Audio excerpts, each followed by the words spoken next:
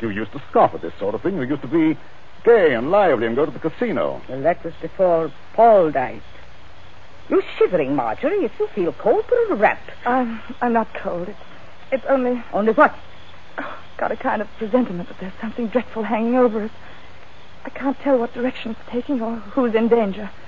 But I'm sure it's going to burst. Just as sure as By George, look at that rocket. Yes. Red and gold stars. And a deathly white blaze like the life we're living. You can see every leaf in the garden. Every blade of grass. And we can also see, look there, Ravel and Ken Blake coming up the path. This Ken Blake, Mr. Stevens. Are you sure he's quite honest? My dear Marjorie, Ken's all right. I've known him for years. I thought he came here to help expose Ravel.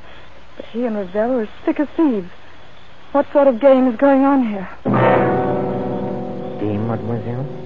You spoke of a game? Yes, Monsieur Ravel, I did. So did I, friend Ravel. Are you ready for my demonstration tonight? Demonstration? In the seance room upstairs. You claim you can bring back the dead. Pardon me, monsieur. I claim nothing. When I'm in trance, I cannot tell what happens. But I can. I'm going to make ghosts walk by perfectly natural means. You know, Monsieur Stevens, I don't understand your logic. Logic? Yes, you wish to, how do you put it? Expose me? But how will you expose me by these childish tricks?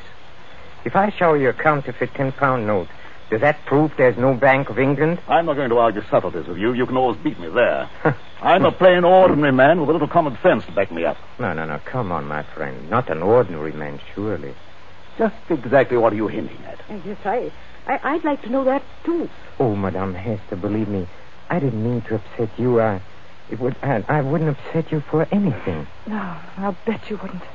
Oh, I kiss your hand, Madame. I'm all apologies. Well, let this gentleman do what he likes. But I warn him. It is dangerous. Dangerous? How is it dangerous? That's the first time you've spoken, Mr. Blake. Why have you been so quiet? Please, Marjorie, please now. Be a good girl and stop interrupting. Oh, I'm sorry, Aunt Hester. But he's been muttering to himself and moving from one foot to the other and looking guilty. Confound it, I'm not looking guilty. Aren't you? No, it's a hot night. I don't like this business at all. Why will a seance be dangerous? Why? Because we shall be tampering with evil forces. Evil forces, my foot. Oh, you doubt it? Yes. This brave Monsieur Stevens is challenging the unseen world. He's mocking at forces he does not understand. Believe me, monsieur, they are not mocked without danger. I'll risk that, thanks. Well, up in a seance room, with a door bolted on the inside, we shall be at their mercy. The evil forces, the elementals, will wax and grow strong. They can take us in their grip, as I take this walking stick and... You've got strong hands, Monsieur Ravel. The hands of evil spirits are stronger, much stronger. I'm afraid. I wonder if we ought to do this. I've been wondering the same thing. What does your aunt say? Oh, I don't know what to say. I'm so confused. And I want to break down and cry. I suppose we'd better do it, or Alex Stevens will never let me hear the end of it. For the last time, monsieur, will you be warned of danger? No. Very well. Oh, Madame Hester. Yes, Monsieur Ravel. Do you believe that I am an impostor? No, dear, of course not. But in your heart, you are not yet convinced. Well, I don't know. I'm not such a fool as some people seem to think. But if something did happen, something to show there are living forces beyond this world, it would convince you utterly? Oh, yes, I suppose it would. Then, shall we allow Monsieur Stevens to go on with his demonstration? I have a feeling we shouldn't do this. Oh, I'm afraid.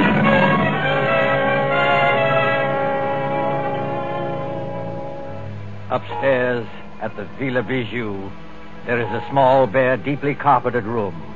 Its only furniture consists of a round table, 5 chairs, and a large cabinet phonograph. There is only one door, and there are no windows. In one chair, a little way back from the table, sits Mr. Alexander Stevens.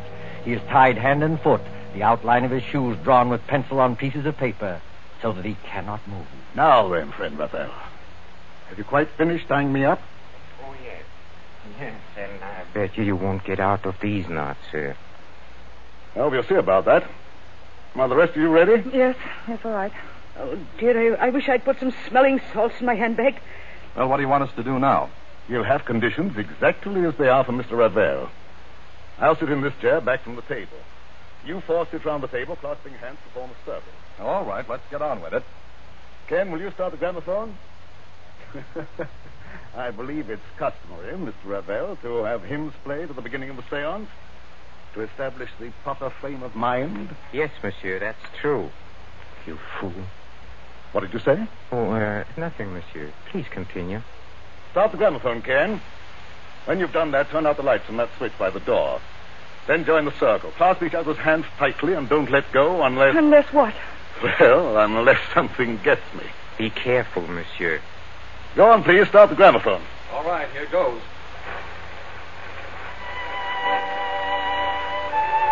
Now the lights, Ken. Switch off the lights. Lights? Yes.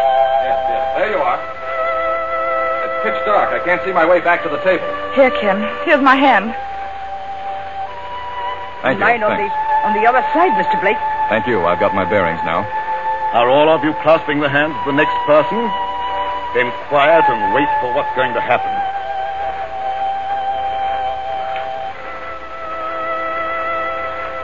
Ken, look. Look where?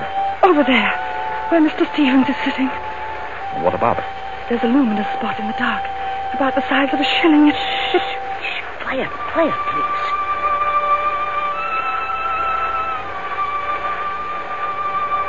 Did anything touch the back of your neck? No. What was that? Where's Alex Stevens? I know it. This was not on a program, madame.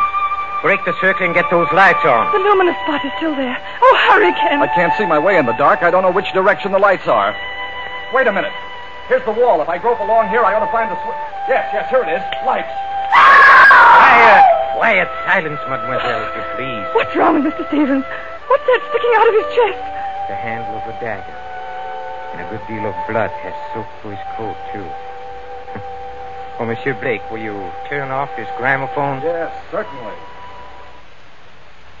But you're not saying that Toby Stevens is dead? I'm afraid he is, my friend. That's a direct heart wound. Perhaps 10 seconds of intense agony, and then the end. Oh, is the door still bolted from the inside? Yes. Then we are all alone, here. The 4 of us. This rash gentleman, one imagines, did not kill himself. He's too well tied up. I know who killed him. Mr. George Ravel. You did, with luminous paint. I killed him, mademoiselle? With luminous paint? I mean, that was part of the trick. You tied him up. You were the only one who touched him. And? What is that, mademoiselle? Luminous paint doesn't show up in the light. You smeared a little of it on his coat. That showed you exactly where to strike in the dark. I commend your good sense, madame. But there are 2 excellent reasons why I had nothing to do with this. The first reason I must keep to myself, but the second reason can easily be proved. Well, what is it? Well, up to the time that man screamed, you yourself were holding my right hand, and Madame Hester was holding my left hand. Did either of you let go at any time? No. No, that is, I didn't. What about you, Aunt Hester? No, Marjorie, dear. I didn't let go either. He never moved. Hold on. Wait a minute. Well, monsieur, speak up. I was holding Marjorie's hand on one side and her aunt's on the other. And they didn't move either. Nobody let go or left the circle. That's true. Consequently, none of us could have killed Toby Stevens. Yes, it is true. Somebody must have sneaked in here. Oh, no. As you said yourself, the door is bolted on the inside. Then who the devil did kill him? Well, that's the question. Has anybody ever seen that dagger before? No. It looks like one of those curio things you buy in the shop. Yes, and with a design of wooden scroll work on the handle. No fingerprints will show. Nothing else. Except some musical instruments. A tambourine, an accordion, and a speaking trumpet. You know, I blame myself for this. You ought to. Why? Because you killed him. Don't ask me how, but I know why. Indeed, mademoiselle. You found my motive. Yes, I have. You've got Aunt Hester fully believing in you now, haven't you? Easy, Marjorie. In another minute, you'll be talking about forces and elementals and heaven knows what. You'll be saying it was a spirit hand that killed Mr. Stevens because nobody else could have. Please, Marjorie, brace up. Someone's got to send for the police. Why don't you send for the police, Ken? Couldn't you help us there? Help you? How? Mr. Stevens said you knew the heads of the Sûreté.